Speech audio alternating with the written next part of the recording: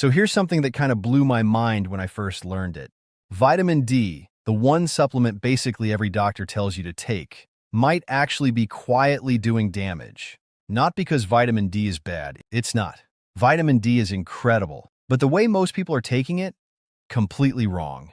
And I'm not talking about dosage. I'm talking about something nobody tells you, something that's sitting right there in the research and somehow just doesn't make it into the conversation. Here's the thing. We've kind of turned vitamin D into this magic pill, right? Everyone's deficient, everyone's told to supplement, and so people just grab a bottle off the shelf and start taking it every day.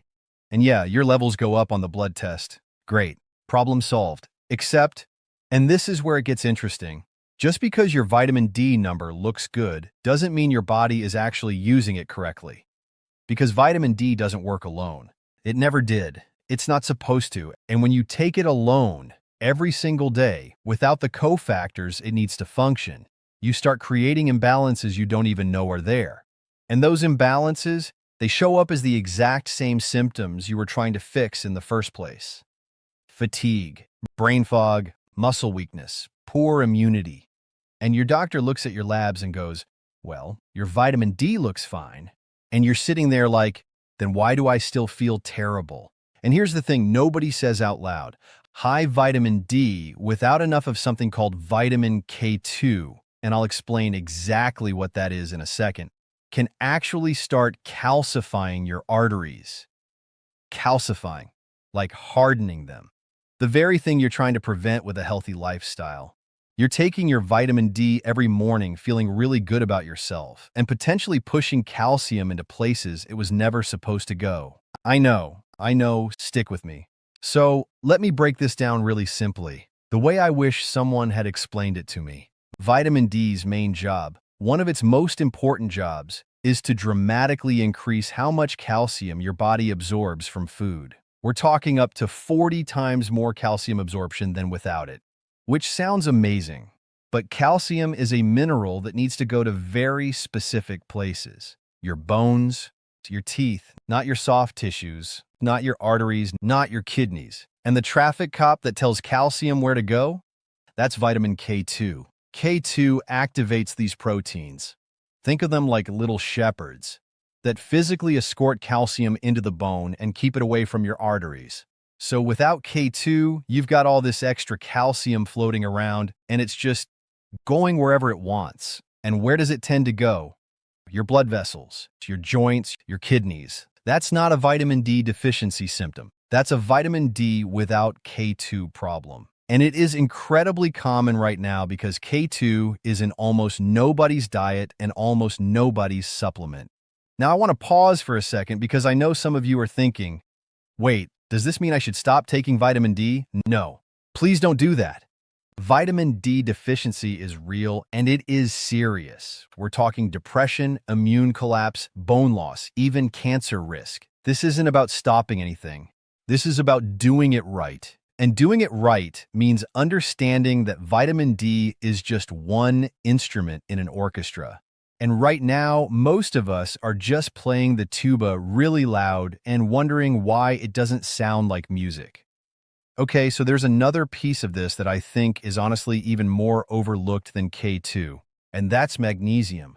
Here's a stat that I find genuinely wild. Somewhere around 50 to 60% of people are already deficient in magnesium before they even touch a vitamin D supplement. And then they start taking vitamin D. And vitamin D actually requires magnesium to be activated. Like, your body literally cannot convert vitamin D into its usable form without magnesium. So here's what happens. You start taking vitamin D, which burns through whatever little magnesium you have left, making you more deficient in magnesium. And now you've got low magnesium on top of everything else.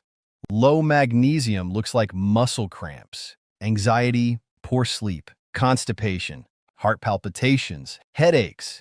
And again, your doctor checks your vitamin D, looks fine. Doesn't check magnesium or check serum magnesium, which is basically useless because your blood will rob magnesium from your muscles to keep serum levels normal even when you're running on empty inside your cells.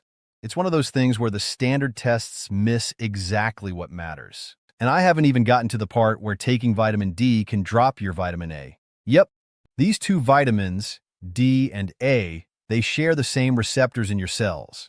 They're kind of competing for the same parking spots. So if you're flooding your system with D and you're low on A, which, by the way, most people are because everyone's terrified of vitamin A for some reason, you can end up with vitamin A deficiency symptoms.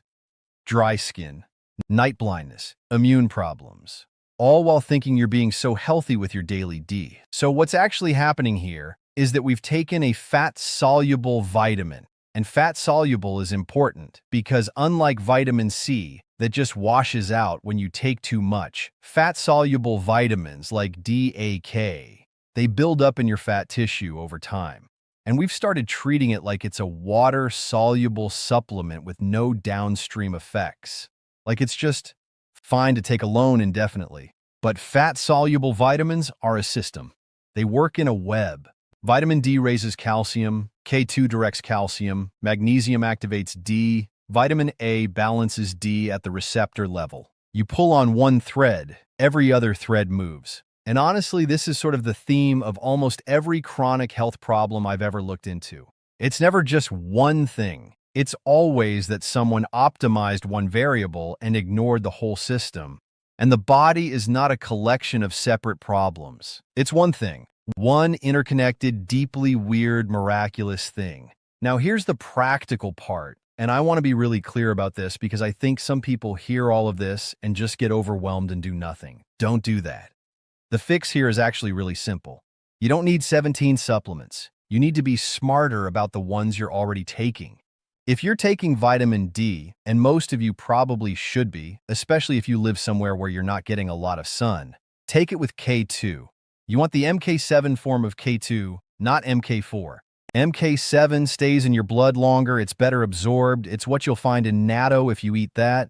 Most good vitamin D supplements now come with K2 built in. That's what you want. And then, separately, look at your magnesium. Magnesium glycinate or magnesium malate are the most bioavailable forms and the least likely to give you digestive issues. Don't bother with magnesium oxide, it's cheap for a reason. And ideally, you're getting magnesium from food too. Pumpkin seeds, dark leafy greens, dark chocolate, almonds. Real food first, always. And then get some vitamin A from real sources. Beef liver, egg yolks, cod liver oil. Not beta-carotene from carrots, because your body has to convert that, and most people convert it very inefficiently. Real preformed vitamin A from animal sources. And get some sun when you can. Not sunscreen-drenched abstract 15-second bursts of panic sun. Real sun on your skin for a few minutes. Because sunlight makes vitamin D in a form your body regulates naturally in a way that supplements simply cannot replicate. Look, I'm not saying supplements are bad. I take some every day. But the way the supplement industry is set up, they're incentivized to sell you the thing, not to explain the system around it. Nobody makes money explaining that the vitamin D you're already buying works better when you pair it with 3 other things. So nobody tells you. And you just keep taking your D alone, wondering why you still feel off, getting your labs done, being told everything looks normal, and going home no closer to actually feeling well. So the next time you reach for that vitamin D bottle, take a second. Look at what's in it. Think about what you're eating. Think about the whole picture, because that's where the real answer is. Not in a single supplement. In the system.